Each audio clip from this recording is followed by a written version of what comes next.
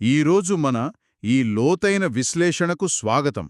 The intellectual guise of sloth and torpor అనే ఒక అత్యంత ఆసక్తికరమైన మూలగ్రంథాన్ని ఆధారంగా చేసుకుని ఈరోజు మనం చర్చించబోతున్నాం. నమస్కారం. మన మెదడు బద్ధకానికి ఎంత తెలివైన మేధోపరమైన ముసుగు వేస్తుందో ఈ గ్రంథం చాలా స్పష్టంగా వివరిస్తుంది. ఇది ప్రతి ఒక్కరి దైనందిన జీవితానికి ఎంతో దగ్గరగా ఉండే అంశం. నిజమే. మనం సాధారణంగా బద్ధకమనగానే నిద్రపోవటం లేదా శారీరకంగా అలసిపోవడం అనుకుంటాం కదా. కాని అసలు విషయం అది కాదని ఈ గ్రంథం చెబుతోంది. అవును. ఇక్కడ ఆకట్టుకునే అంశమేమిటంటే ఈ విషయాన్ని బుద్ధుని బోధనలలోని మానసిక విశ్లేషణలో చాలా అద్భుతంగా వివరించారు. దీనినే థినమిద్ధ అనే భావనతో పోల్చవచ్చు. థినమిద్ధ అంటే బద్ధకం మరియు మందకొడితనం కదా. ఇవి కేవలం శారీరక అలసట కాదు, మనస్సును మొద్దుబారేలా చేసే ఒక అవరోధం అని బుద్ధుని బోధనలు స్పష్టం చేస్తున్నాయి. ఖచ్చితంగా ఇది శరీరం కన్నా మనస్సుకు సంబంధించిన సమస్య. ఏదైనా కష్టమైన పని నుండి తప్పించుకోవడానికి మన మెదడు పరిశోధన చెయ్యాలి అనే ఒక తెలివైన ముసుగును ఎలా వేస్తుందో మనం అర్థం చేసుకోవాలి. సరే, దీని గురించి వివరంగా తెలుసుకుందాం. ఈ మూల గ్రంథం పరీక్షణత అనే పదాన్ని ప్రస్తావించింది కదా, దాని గురించి వివరిస్తారా? తప్పకుండా. పరీక్షణత అంటే ఏదైనా ఒక కష్టమైన పని చేయాల్సి వచ్చినప్పుడు మనస్సు వెతికే ఒక మేధోపరమైన సాకు. ఆ పనిని వెంటనే చెయ్యకుండా నేనింకాస్త సమాచారం తెలుసుకోవాలి అని మెదడు వాదిస్తుంది. అంటే తొందరపడి నిర్ణయం తీసుకోకూడదు అనే ఒక తార్కికమైన కారణాన్ని చూపుతుందన్నమాట. అవును. ఒక వ్యక్తి పనిని వాయిదా వేయడానికి ఈ సాకును ఎలా వాడుకుంటాదో మూలగ్రంథం వివరంగా తెలియజేస్తుంది. ఈ విధంగా వాయిదా పడిన పనులన్నీ వాయిదా పడే ప్రదేశంలో పడిపోతాయి. వాయిదా పడే ప్రదేశమంటే ఆ పనులు ఇక ఎప్పటికీ పూర్తి కావు అని అర్థం చేసుకోవచ్చు. ఖచ్చితంగా. అదొక మేధావి తరహా సాకు మాత్రమే. పైకి చూస్తే ఏదో తీవ్రంగా పరిశోధిస్తున్నట్టు అనిపిస్తుంది కాని లోపల జరిగేది పని నుండి తప్పించుకోవడమే. ఇక్కడే విషయం చాలా ఆసక్తికరంగా మారుతుంది. అసలు మన మెదడు ఎందుకిలా మోసం చేస్తుంది? సూటిగా ఈ పని నాకు కష్టం అని ఒప్పేసుకోవచ్చు కదా. దీని మనం విస్తృత కోణంలో చూస్తే 2 ప్రధాన కారణాలు స్పష్టంగా కనిపిస్తాయి. మొదటి కారణం మేధోపరమైన కవచం. మేధోపరమైన కవచం అంటే మన అహంకారాన్ని లేదా ఇగోను రక్షించుకోవడానికి వాడే ముసుగు అనుకోవచ్చా? సరిగ్గా చెప్పారు. నేను బద్ధకస్తుణ్ణి కాదు, చాలా జాగ్రత్తగా విశ్లేషణాత్మకంగా ఆలోచిస్తున్నాను అని అహంకారాన్ని సంతృప్తిపరచడానికి ఈ ముసుగు బాగా ఉపయోగపడుతుంది. అద్భుతమైన పరిశీలన. ఎందుకంటే ఎవరూ తమను తాను సోమరిపోతులుగా అంగీకరించడానికి ఇష్టపడరు కదా. మరి రెండవ కారణమేమిటి? రెండవ కారణం ఖచ్చితమైన సమాచారం అనే వల. దీన్నే ఎనాలైసిస్ పెరాలిసిస్ అంటారు. అంటే 100% సమాచారం తెలిసే వరకు పని మొదలుపెట్టకూడదు అనే ఒక అసాధ్యమైన నియమాన్ని పెట్టుకోవడమన్నమాట. అవును. ఆ నియమం ఎప్పటికీ తీరదు, ఆ పని ఎప్పటికీ మొదలవ్వదు. ఇది వ్యక్తులను ఒక విధమైన స్తబ్దతలోకి నెట్టేస్తుంది. అయితే ఇక్కడ ఒక ముఖ్యమైన ప్రశ్నను లేవనెత్తుతోంది మన మూలగ్రంథం. అదేమిటి?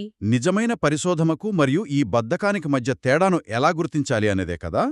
అవును, మనం చేసేది నిజమైన విచారణ లేక బద్ధకమా అని తెలుసుకోవడానికి గ్రంథం 4 స్పష్టమైన తేడాలను చూపించింది. మొదటిది ఉద్దేశ్యం కదా. నిజమైన పరిశోధన అనేది తక్షణమే పని ప్రారంభించడానికి సహాయపడుతుంది. బుద్ధుని బోధనలలో దీన్ని సతి లేదా పన్నా అంటారు. కరెక్ట్. కానీ ముసుగు వేసుకున్న పరీక్షణత మాత్రం పనిని వాయిదా వేయడాన్ని సమర్థిస్తుంది. ఇక రెండవ తేడా మనం పెట్టే దృష్టి. నిజమైన పరిశోధన ఎప్పుడూ తదుపరి తీసుకోవలసిన దశల మీద దృష్టి పెడుతుంది. కాని ముసుగు మాత్రం అలా జరిగితే ఏంటి, ఇలా జరిగితే ఏంటి అనే అనంతమైన ఊహాజనిత ప్రశ్నల చుట్టూ తిరుగుతూ కాలాన్ని వృధా చేస్తుంది. మూడవ వ్యత్యాసం చాలా ఆసక్తికరమైనది. అదే శక్తి లేదా ఎనర్జీ. నిజమైన పరిశోధనలో చురుకుదనం ఉంటుంది. అవును, భౌతికంగా కూడా ఒక ఊపు కనిపిస్తుంది. కాని ముసుగులో మాత్రం శక్తి సన్నగిల్లి విశ్రాంతి తీసుకోవాలనే భావన కలుగుతుంది. మానసిక అలసట ఆవరిస్తుంది. ఈ శారీరక స్పందనల ద్వారా ఆ వ్యత్యాసాన్ని మనం సులభంగాలే కనిపెట్టవచ్చు. ఇక నాల్గవది ఫలితం. నిజమైన పరిశోధన ఒక స్పష్టమైన ప్రారంభ బిందువునిస్తుంది. పని ఎక్కడ మొదలుపెట్టాలో చూపిస్తుంది. కానీ ఈ బద్ధకం ముసుగు పనులను ఎప్పటికీ పూర్తి కాని ఆ వాయిదా పడే ప్రదేశానికి నిర్దాక్షిణ్యంగా పంపించేస్తుంది. అంటే దీని అర్థమేమిటి? రోజువారీ జీవితంలో మరియు జ్ఞాన సాధనలో ఇది ఎలా కనిపిస్తుందో తెలుసుకోవాలి. దీన్ని ఎలా అధిగమించాలో కూడా మనం చర్చిద్దాం. తప్పకుండా. దీనికోసం బుద్ధుని బోధనల ఆధారంగా ఒక అద్భుతమైన ఉదాహరణను చూద్దాం. ఒక భిక్షువు ధ్యానం చేయడానికి కూర్చోవాల్సి వచ్చినప్పుడు ఏం జరుగుతుందో ఊహించండి. బహుశా ఆ భిక్షువు తన శ్వాసను లేదా మనసును గమనించడానికి చాలా కష్టపడాల్సొస్తుంది గదా. అవును. ఆ కష్టాన్ని తప్పించుకోవడానికి ఆ భిక్షువు నేను ధ్యానం గురించి మరో పుస్తకం చదవాలి అని వాయిదా వేస్తాడు. లేదా నాకింకా మంచి గురువు కావాలి అని వేరే విషయాలపైకి మనసును మళ్లిస్తాడు. ఖచ్చితంగా. ఇది బద్ధకానికి నిలువెత్తు నిదర్శనం. జ్ఞాన సముపార్జన అనే పవిత్రమైన ముసుగు వెనక ఉన్నది కేవలం బద్ధకం మాత్రమే. వినడానికి చాలా ఆశ్చర్యంగా ఉంది. మరి దీనికి విరుగుడేమిటి? దీనికి సరైన విరుగుడు వీర్య. వీర్య అంటే శక్తి లేదా సరైన కృషి అని అర్థం. అంటే 100% పరిపూర్ణమైన సమాచారంతో పనిచేయకుండా ఆగిపోవడం కంటే ఉన్న కొద్దిపాటి సమాచారంతోనైనా పని ప్రారంభించడం ఎంతో ఉత్తమమన్నమాట. అవును. పూర్తి ఏకాగ్రతతో అసంపూర్ణమైన పనిని ప్రారంభించడం వల్లనే మనం ముందుకు సాగగలం. ఏ అడ్డంకి వచ్చినా దారిలోనే ఎదుర్కోవాలి. ముగింపుగా చూస్తే మనస్సు కష్టమైన పనుల నుండి తప్పించుకోవడానికి పరిశోధన అనే ముసుగును ఎలా వాడుకుంటుందో మనం సంక్షిప్తంగా తెలుసుకున్నాం. అవును. వాయిదా వేయడమనే శ్మశానవాటికలో మన అద్భుతమైన సామర్థ్యాన్ని ఎప్పటికీ పూడ్చిపెట్టకూడదు. ఎప్పటికప్పుడు మనం వేసే ముసుగులను మనమే గుర్తించాలి. నిజమే. చివరగా శ్రోతలకు ఒక ఆసక్తికరమైన ప్రశ్నను వదులుతున్నాను. బుద్ధుని బోధనలోని సవితక్క సుత్త గురించి ఎప్పుడైనా ఆలోచించారా? ఇది చాలా లోతైన అంశం. ఆలోచించడం లేదా విచారణ చేయడమనే దశ నుండి సంపూర్ణమైన నిశ్శబ్దం మరియు ఏకాగ్రత వైపు మారే క్రమాన్ని అది వివరిస్తుంది. అవును.